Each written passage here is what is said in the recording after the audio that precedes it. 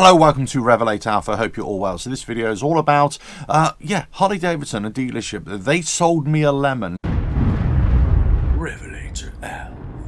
So they sold me a motorcycle that just keeps on breaking down. It just keeps on having issues time and time again. Now, you know, I've very rarely heard of this, but occasionally I do. And occasionally it appears in the comments on some of the videos as well. But it's not just Harley Davidson. This is just for any motorcycle manufacturer or any motor vehicle manufacturer as well. I'm sure every now and again, one duff vehicle, a lemon, actually slips through the net, and then you're the unlucky person who seems to have bought it. But what can you do about it, and what is the attitude towards it? And I think I picked up on a comment a few weeks ago where somebody said, look, you know, I bought this bike and, had to keep on going back. And the salesman just basically said, almost scoffed a little bit, almost laughed a little bit. They said, well, you've just bought a lemon there. And it's just like, well, hold on a minute. That's not good enough. You know, you shouldn't be buying a lemon.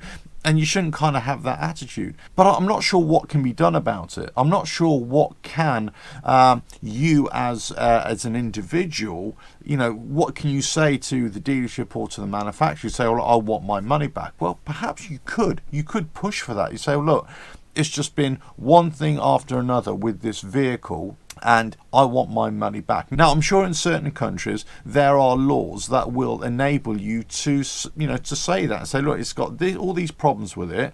Actually, I want my money back. And I have heard of people doing that, or certainly trading in their vehicle for virtually what they paid for it just to get something else. So that does happen, I'm sure. But I suppose from their point of view, we'll say, well, if they're fulfilling their obligation under the warranty agreement just to keep on fixing the issues that bike is having, then they're okay. They're doing the right thing. But here's where I look at it. You say, if you've got a bike that's got one problem after another, or any motor vehicle, one problem after another, and yes, within the 2-year period, they are fixing everything, they are addressing everything. But if it has got this kind of reputation already of it's a lemon, you know, things are going to break with it all the time, then as soon as that warranty period is over, then guess what? You're going to be stuck with a bike or a motor vehicle that's going to keep on breaking down or needing work done to it. Now, I've got to say, you're probably going to be the most unluckiest person in the world, in terms of buying, a duff bike or a duff car or whatever it is. But, you could be that person and you're going to be stuck with the bill. So do you just see it out? Do you just, go with the dealership and the manufacturer, let's say, and say, yeah, they are going to keep on repairing it under warranty? Or do you know what? Do you just get shot at that vehicle? Do you even accept a little bit of a loss because at the end of the 2-year period or 3-year period or whatever it is, whatever vehicle you've got, whatever the warranty period is, you're going to have to be paying for a vehicle that keeps on breaking down. It does not have a good track record. It could be just something that was in the manufacturing of the components on that bike, the engine. They've left some elements in it, they left some shavings in it, which has happened before as well. It could have been a batch of casings that just wasn't machined right for whatever reason. There could have been certain materials that were used in a certain batch that just weren't up to spec. Whatever it is, you've got it in your vehicle, in your engine. And no matter what happens, you basically have to keep on working on that engine. So what do? Do you just trade it in? Do you maybe lose a bit of money? Or do you demand your money back?